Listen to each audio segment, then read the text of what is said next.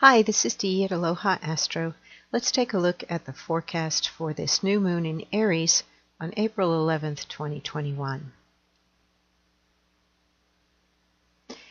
New moon in Aries, Sunday, April 11th, activates the self-awareness associated with the cardinal fire sign of Aries and demands you choose a direction for new growth, as the moon conjunct the sun, flanked by Mercury in Aries on one side and Venus in Aries on the other, forms supportive sextile aspects to action-oriented Mars in multiple-choice Gemini and expansive Jupiter in future-oriented Aquarius. A pressure-producing square aspect between the stellium of Aries planets and potent Pluto in success-oriented Capricorn highlights the shadows amidst the dancing and flickering flames of new ideas and awakening desires. Jealousy, greed, and a misuse of power, as well as fear of not getting what you want, are feelings you might experience now as you look within during the dark of the moon. But it is also possible that those energies are directed toward you if there are people in your life who have their own personal agenda for not wanting to see you improve or are afraid they may lose you if you grow and change. Aries is an ordaining and assertive fire sign ruled by Mars and associated with the first house of self in the zodiac wheel. No matter what house is being activated by this energizing new moon in your own natal chart, expect inner resistance and external challengers in the days ahead as you assert yourself through declarations that begin with the famous Aries words, I am. Prepare your I am list today. Let's take a look at how the planets are currently appearing up there in the sky and the aspects that they are making. And you can see that, wow, lots of Aries indeed, and a lot of support to that Aries fiery initiating energy. There's a lot of emergence going on, and the support is coming from a fiery planet in an air sign that's highly imaginative, looks for new ideas, wants to be social with other people, make new acquaintances, eager to move on to new things, basically. And then we have Jupiter, which is a growth-oriented sign, growth-oriented planet, and it's in the sign of Aquarius, which is very future-oriented. That's an air sign. Jupiter is the ruler of Sagittarius, fire sign. So we have some more of that fiery energy coming through the ruler of Aries, sitting over here in air. Then we have a fiery in nature planet, Jupiter, the ruler of Sagittarius, which seeks and gathers information, experience, growth, wants to gain in wisdom, travel, see the world, get out there. And that's in Aquarius. That can rule a bunch of different things. Humanity as a whole, but also your own uniqueness and individuality, what makes you special that you contribute to society. Groups and organizations Aquarius is associated with, as well as popularity, future trends, being able to anticipate what the future might bring. There's a large push right now for doing things in a new way, choosing a different path. We also have this Aries energy interacting with the North Node in Gemini, and that has to do with fate, destiny, karma, learning lessons. And we see that interacting with Saturn in Aquarius in a favorable way through this trine. New foundations. We're looking to change. That doesn't necessarily mean throwing away the old, but we're seeking new ways of doing things, both on a very personal and individual level, but at a bigger level, society and how we interact with our fellow human beings, how the government is taking care of people, and how the people are interacting with government. Those are all things that are under review right now. In the springtime, we always have that association with birth and emergence, and that is because it is the Aries season, and there are always going to be some birth pangs or challenges or difficulties when we initiate new things. It's not always easy, and it's not always comfortable. We'll take a look at the square aspects in here that show where we have the tension or the friction, but they are also the work. It's what makes you get up and do things, or what you're going to be dealing with anyway. So it helps to be aware that you can use a square aspect from its positive side or from its more negative side. It's up to you how you want to experience that square aspect, or how you would react to events or people that might show up as a result of those square aspects. The first one that really jumps out is the one mentioned in what I just wrote, and that has to do with Pluto. Pluto magnifies and intensifies anything that it interacts with, and since it is predominantly interacting with Venus to the exact degree there, 26 degrees, passion, individual desires, what you want, the willpower and determination of Pluto in Capricorn can assist you in going after what you want, but be careful that you don't go over to the shadow side of either of these signs and planets, where you're a tyrant, or you use manipulation or rage in a way that's going to influence other people to comply with you or give you what you want. You can't strong arm your way in, but this can give you some strong willpower and determination within yourself.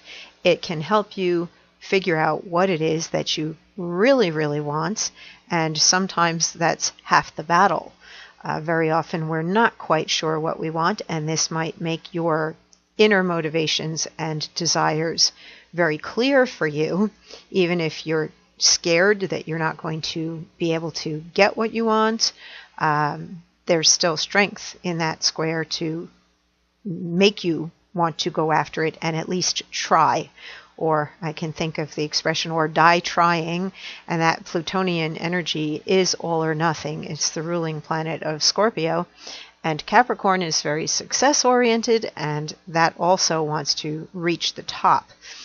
So you may feel as if you have to go for it, even if you're afraid of failure. Now, on the external level, you could attract the suspicion, jealousy, negativity from other people. I mentioned in yesterday's forecast to be careful who you're sharing your ideas with. If you don't really have your course set yet, and you're not ready to launch and show your face and say, here I am, this is what I'm doing, don't casually bounce things off of other people, because this can result in them being out of the starting gate before you and taking your ideas and running with them. And then, in a way, you have nobody to blame but yourself for not putting that same amount of direct action behind what you would like to do. And don't open yourself up to other people's jealousy or greed if you can avoid it. Then we have this square aspect between Mars and Neptune. And I always look at a Mars-Neptune square, no matter what sign it's in, as you're going to be disappointed, and there are going to be some tears, and it may not come out perfectly the way you would like it to, but that doesn't mean you shouldn't still move ahead. Neptune can bring losses, and it can also bring gains, and the association here with Mars in Gemini is that it's mutable, multiple choices, and Pisces energy, also mutable, but in water. Maybe there will be some things that you want to do, or things that you like, but you can't have it all. You have to choose perhaps just one, and then there may be some sorrow in letting go and turning away from a different path or other choices, and you have to release and let go. The biggest problem with this square is if you do nothing right now while you have so much dynamic Aries energy, and then later on you look back and say, woulda, coulda, shoulda, that you did not do something. And again, only yourself to blame. Do not be afraid, and do not doubt, and do not worry too much about loss. Loss or failure sometimes is what moves us on to the next best thing in our life, or gives us the wisdom as we grow. shows us our mistakes, where we need to improve and adjust. There's a lot of adjustable, adaptable energy in the mutable signs that are active right now. And if you're waiting for the perfect moment, if you're thinking, well, I want to launch this now, or I want to go get back into dating again, I want to find a partner, but I have to lose 10 pounds. Don't worry about your 10 pounds. Just go after what you want to go after. You're going to hold yourself back by having those doubts. There can be doubt energy in here, as well as potential loss or disappointment energy. You have to do it despite. There's never really a perfect time, but we have a pretty good time right now while we have a lot of Aries energy that points toward birth, renewal, emergence, and putting yourself forward and saying, hey world, here I am, and this is what I would like to be doing.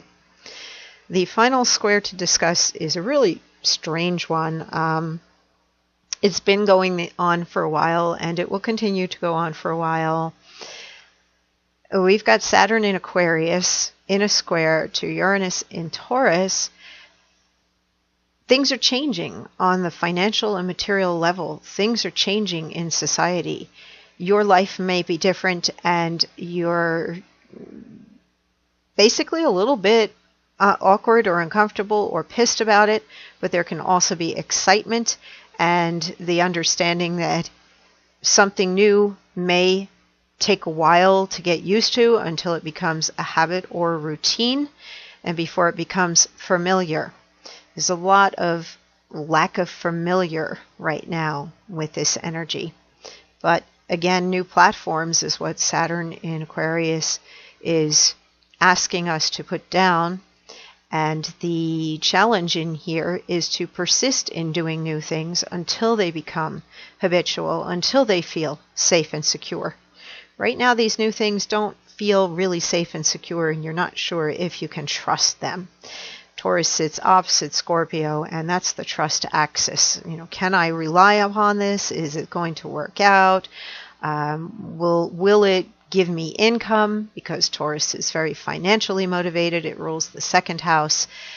Your money may be coming in different ways. Maybe you no longer go into an office because of COVID. Maybe you work at home. Maybe you've been dependent upon unemployment or governmental support right now because of COVID. Maybe you're looking at ways that you can feel more secure about your finances and perhaps find things that you have in your own, skill sets that you can monetize. And the Aquarius Uranian energy, it rules the 11th house of friends, groups, organizations, society as a whole, the stage, the gallery, the audience, and the internet, because that's a place where people gather.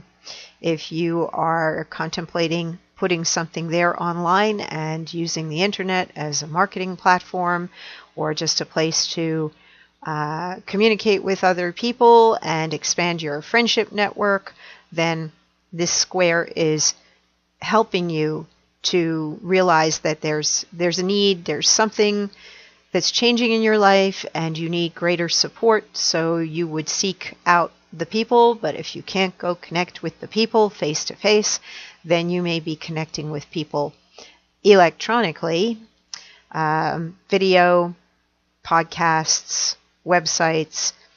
Look toward taking whatever your talents are, or look toward the internet potentially as a means to make friends or feel like you are connected, not disconnected from society and everybody else. We can all be making some new friends, particularly while the Aries energy is strong, because Aries opposes Libra, and that rules the 7th house of one-on-one relationships. And even though we have nothing going on this side of the chart right now in these signs, all of these signs have their opposite, and that's the mirroring that goes on. Just like when we have high tide on one side, we're going to have low tide on the other side, but there's always that pull and that reflection that goes on opposite sides of the chart wheel. So within all the Aries energy, we have the unspoken idea or energy of partnership, the other person. Aries is about I, and Libra is about we, us. So it's unspoken, but it's something that you may still be feeling, particularly if you are looking for love, and many people are. Just seems natural when the days get warmer and longer that we want to come out from our caves and look out at the world and interact with other people or attract and receive attention. Aries can be very attention hungry, and look at me, because it does rule that first house of self. And that would require somebody to be looking back at you and giving you attention. If you're looking for love, the old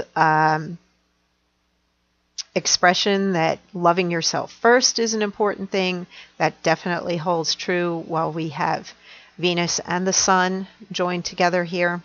But I would also consider that you work on being the type of person that you would want to be with in relationship. And if your energy is a certain way, you're more likely to attract a like energy in somebody else. So self-work and self-esteem, thinking about your presentation, not just physically how you appear, but do you walk your talk? This is one of the cardinal signs where integrity is such an important thing. So if there are things in your life where you feel you're out of alignment or there's a lack of integrity, whether it's in you or in anybody else or any organization that you're aligned with, then you may need to address that and get back on track and feel as though you're unified in yourself before you can be interacting with others. The image that I chose, I thought, was very, very much like somebody about to be born. This reminds me of, the hips, the pelvis, and coming out and emerging into new life. And the Capricorn energy that's interacting right now, I always think of mountains when I think of Capricorn, and there's the mountain in the distance, but there's still some terrain to be traveled before you get to the top of the mountain. But this is the emergence and the beginning right now, and new moons always are associated with that, but this one in particular even more so, because we have that beginning springtime Aries first house, I am initiating energy.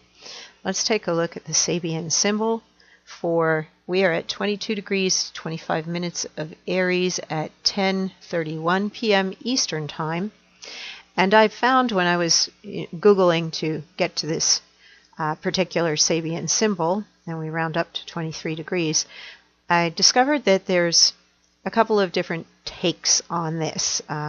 One said something about a white stone. I don't know if people have rewritten the Sabian symbols, but I like to go with what's here at Mindfire website because it's Dane Rudyr, and I love Dane Rudyr as an astrologer.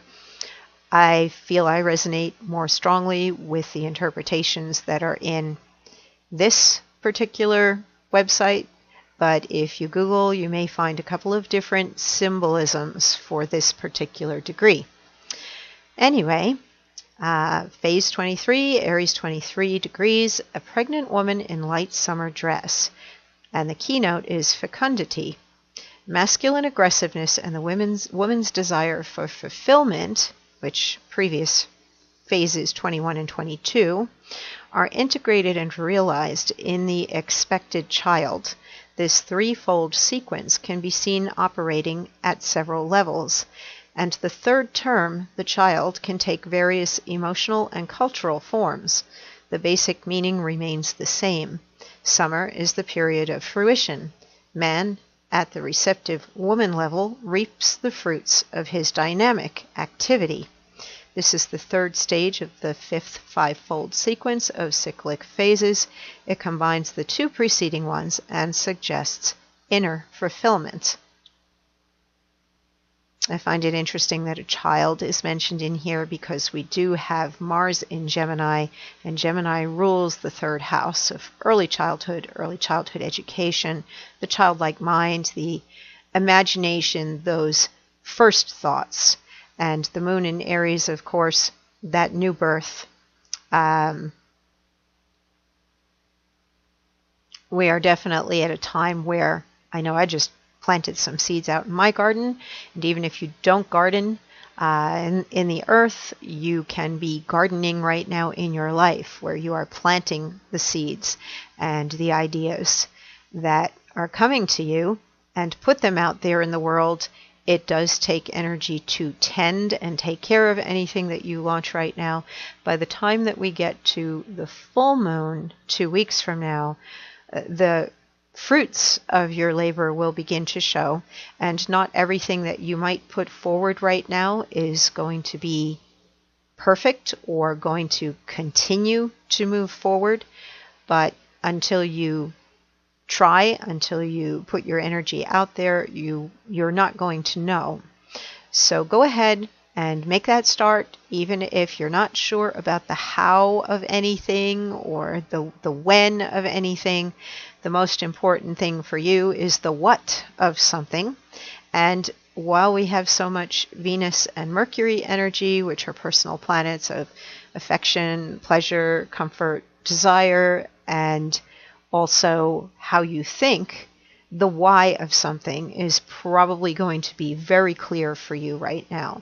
So focus on the why and then determine the what. And it may take a little bit of time for the how and the when of your manifestation, but this is the first step.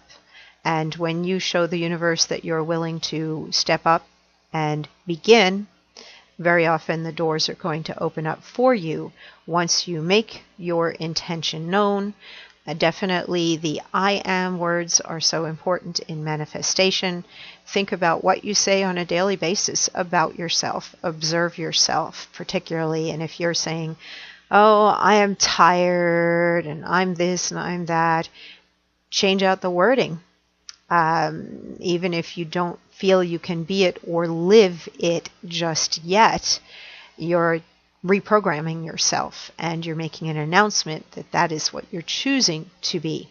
So it is a time for choice and possibly choosing a new path. Growth and change are always inevitable. This new moon is giving you the opportunity to step up and participate in it, or at least make your wishes known to the people around you and to the universe. And once we make our proclamations with our words, we begin to see the effect that those words have in our lives.